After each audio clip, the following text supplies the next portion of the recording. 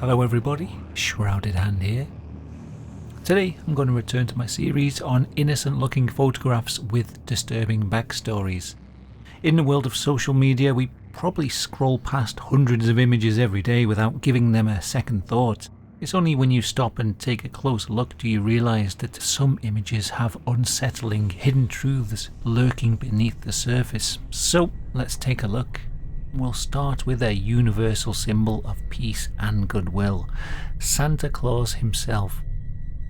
This photograph shows your typical mall Santa posing with a happy family. If their faces hadn't been blurred out, you probably wouldn't think there was anything strange about this image at all. Other photographs of this Santa show him sitting alone or posing with people's pets. He was obviously a very popular Santa. Maybe this is just hindsight, but to me his expression doesn't seem very jolly. He's got this dead, steely stare in most of the photographs, and it's somewhat unsettling. The man behind the fake beard is named Bruce MacArthur, and while nobody was aware of it at the time that the photos were taken, he was in the midst of a 7-year-long killing spree. Starting in 2010, men began disappearing from the neighbourhood of Church and Wellesley in Toronto, Canada. This area was known as the Gay Village. By 2017, 8 men had gone missing, and they couldn't be traced by law enforcement despite multiple task forces investigating their disappearance. The men that were going missing were predominantly of South Asian or Middle Eastern descent. Some of these men had fallen on hard times and they were battling substance abuse and homelessness. Others were leading double lives. These were men who weren't being completely honest about their sexual preferences. It seemed that Bruce MacArthur would target those who were secretive about their sexuality. Whilst cruising the gay hookup apps, Bruce would use the name Silver Fox and lure these men to meet him. He would then sedate them, often using the drug GHB, and then he would kill them. His preferred method of murder seemed to be strangulation. He would twist a rope around his victim's neck. Then he would use a metal bar to tighten the knot on the rope, twisting it round and round, slowly crushing their windpipe. Afterwards, he would take photographs of the bodies posed in various positions. Often they would be dressed up in outfits like a fur coat. Sometimes he would place a cigar in their mouths.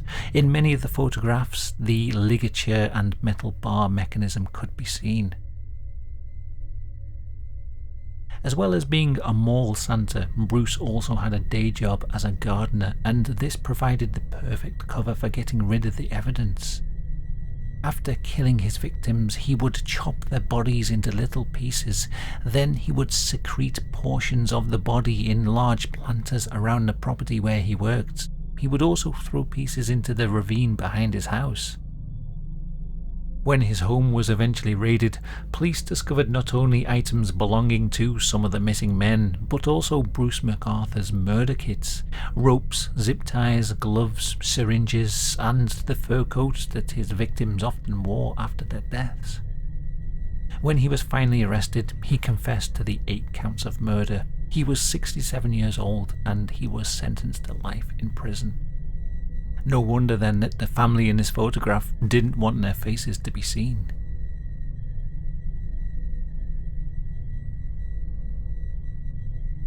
This photo was taken on the 22nd of October 2003. The woman in the foreground is Dawn Asano. The photographer is her husband, Gary Stempler. Behind Dawn Asano, the dive instructor Wade Singleton can be seen swimming. It wasn't until Gary Stempler got the photographs developed weeks later that he realised that he'd captured another figure in that picture.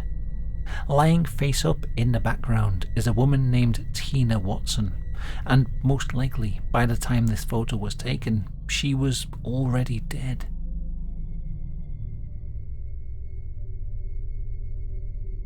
Tina Watson was on her honeymoon with her husband, David Gabe Watson. They were on a diving expedition in Australia. Gabe Watson was an experienced diver, allegedly a qualified and certified rescue diver, whereas Tina had only gotten her certification shortly before their wedding.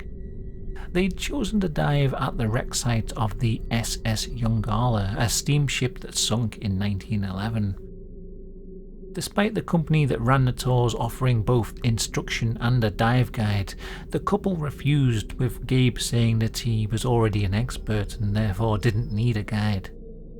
This was when disaster struck, and where various versions of the truth become a little murky. In the interest of fairness, I'll take a look at what Gabe Watson says happened. According to Gabe, there had been stronger than expected currents at the time of the dive, and he saw his wife looking distressed in the water. He swam over to her, but she began flailing wildly. She knocked both his mask and air supply loose. By the time he got them reinserted and regained his senses, he saw Tina dropping downwards towards the seabed faster than he thought he could catch up with her. Instead, he went to the surface and requested assistance. By the time she was pulled from the water, she was unconscious and they were unable to resuscitate her. So far, so tragic, but let's go over some other factors in the case that muddy the waters a little bit. The first point is that Tina had altered her life insurance policy not long before her death. She'd upped the payout from the insurance and changed the beneficiary to be only her husband. Whilst it is entirely normal for a spouse to be the sole beneficiary of any life insurance policy, the timing seemed a little bit suspicious. Fellow divers reported seeing Gabe holding his wife in a bear hug while she struggled before letting her drop to the seabed. The autopsy reported that she had plenty of air in her tank and the respirator was in her mouth when she was recovered by another diver. One theory is that Gabe turned off his wife's air supply whilst he was holding her in the bear hug. He waited until she fell unconscious, then he turned her air back on and let her sink to the bottom so that there would be no proof that she'd been murdered. Many questioned how a man who was certified as a rescue diver was incapable of saving his own wife from an underwater crisis. During investigations, Gabe gave no less than 16 different versions of events to authorities. Not a single one of them matched the data and information present on his dive watch, which recorded timings and deaths. Gabe eventually flew back to Australia and he faced trial there. He was convicted of manslaughter and served only 1 year behind bars. He was deported back to the USA and they attempted to charge him with murder there, but the charge was eventually thrown out of court due to lack of evidence. Tina's adoptive parents were infuriated by the light sentence and they felt that Gabe had essentially got away with murder. Whether or not this photograph shows the victim of a tragic accident or a violent murder is still never been conclusively proven, but either way, it's a disturbing, eerie photograph.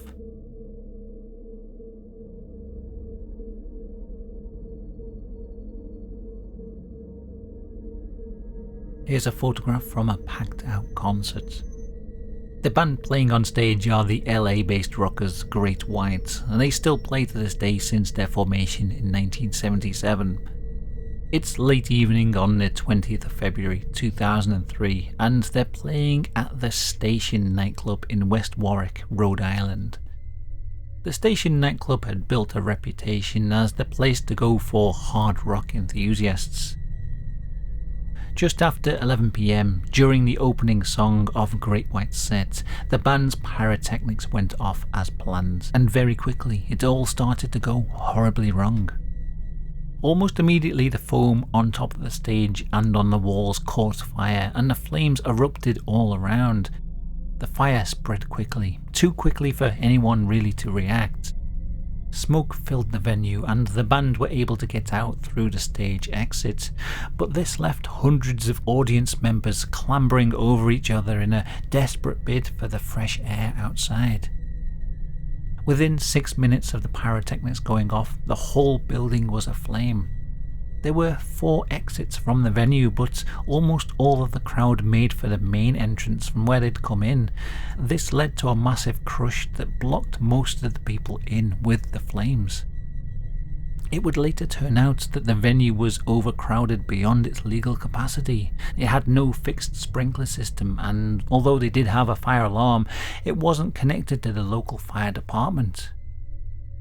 According to survivors, it was one of the most horrific things they had ever seen.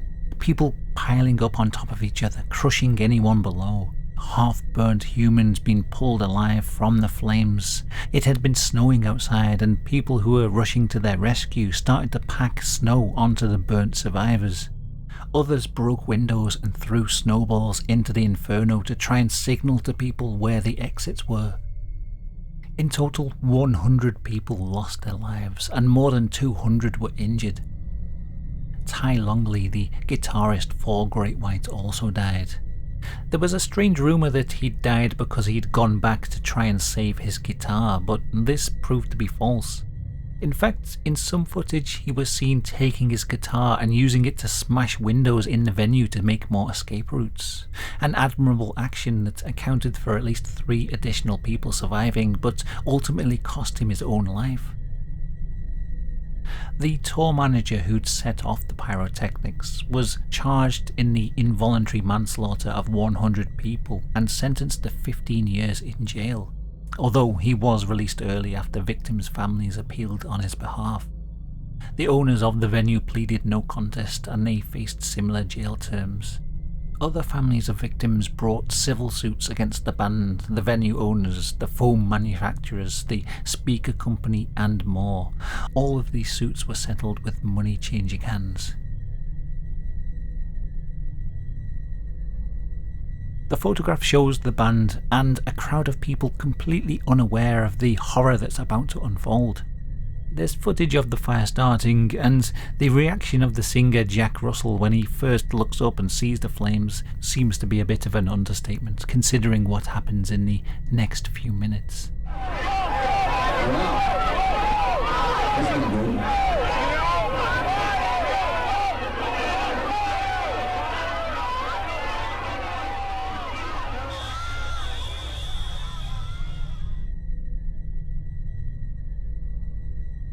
Our next photograph takes us to Pittsburgh in Durham, North Carolina. The date is February the 13th, the day before Valentine's Day of 1974. The happy couple are Jesse Allen McBain and Patricia Mann. Jesse, in the white suit and bow tie, is aged 19 at the time, and he was studying at North Carolina University. Patricia, aged 20, was studying nursing at Watts Hospital. This photo could well be any normal memento of a couple attending a Valentine's Day dance, except for the fact that this is the last time that either of them were photographed alive. After the dance, Jesse and Patricia went missing. Concerned roommates reported them to authorities. One of their friends was quoted as saying, "I knew immediately. I just got the sickest feeling in my stomach that something terrible had happened. She was a good girl. She went by the rules." Days later, a land surveyor found the couple dead in a woods nearby. They were close to a place that was known as a lover's lane, where couples would go for hookups. They had both been tied up, tortured, and strangled. Each of them had multiple puncture wounds in their torsos, which seemed to have been inflicted after their death. Patricia had an additional injury to her liver, likely caused from being punched with extreme force while she was still alive. Law enforcement were left baffled by the case. Neither of these people had any enemies as far as they knew, and they weren't troublemakers. Even stranger, Jesse still had his car keys in his pocket and his car had been locked. If the pair had been led into the woods under duress, it seems strange that he would have taken the time to lock up before he went. To add to this strangeness, police found that the inside and outside of the car had been carefully wiped down to remove all fingerprints. So somebody had killed them, returned to the car to clean up the fingerprints, locked the door, then returned to the body and hidden the keys in Jesse's pockets. It seemed a strange thing to do. The strangulation that killed them was described as sadistic and extended. They weren't simply strangled to death. It seemed that they'd been choked unconscious, allowed to come back round, and then had the process repeated over and over until they died. The case eventually went cold, and there's never been any suspects arrested in the intervening years. In some recent podcasts, people have implicated a local doctor that they claim was giving conflicting alibis and was known to have a violent streak, but he's never been officially accused of the crime. There's been no official conclusion and no closure for the remaining family other than rumours, half-truths and guesses. All that's left is this single frame of them in happier times, and maybe that's the best way for the family to remember them. Still though, it's unsettling to see a couple looking so happy right before they die in one of the worst ways possible.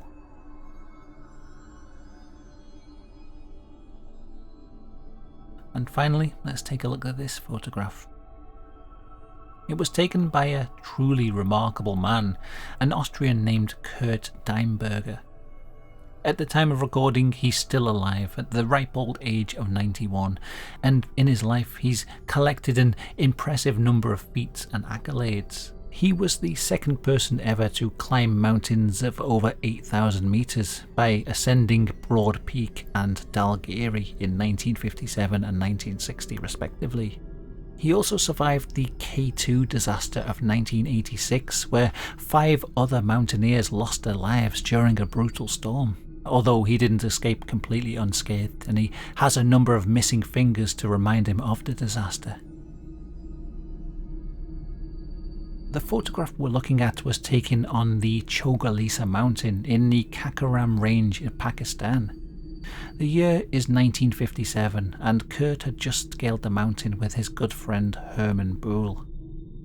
The picture was taken after completing the climb. Kurt was looking back at the mountain that he'd just ascended. It looks quite normal, but if you focus on the footprints in the snow, you'll notice how one set of prints suddenly veers to the side and then disappears.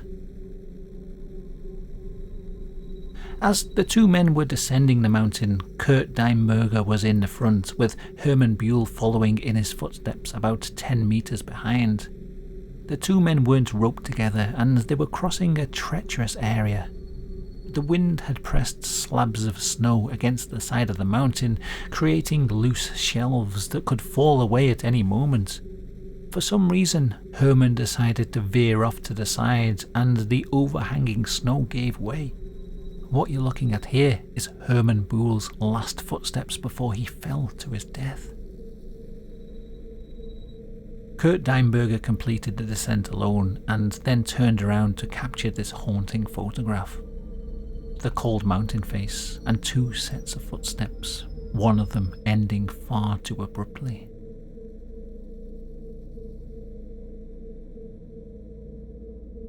So there you have it. 5 more images with disturbing backstories. I hope you found this video interesting. If you haven't already seen the first video in this series, then go check that out. That's got some interesting things in there too. Thank you very much for watching, and as always, thank you to all the patrons who are supporting the channel. It's much appreciated. So if you're in the mood for more, go check out my channel. I've got plenty of horror stories on there to keep you awake at night, and subscribe if you're not already. Okay, until next time, goodbye.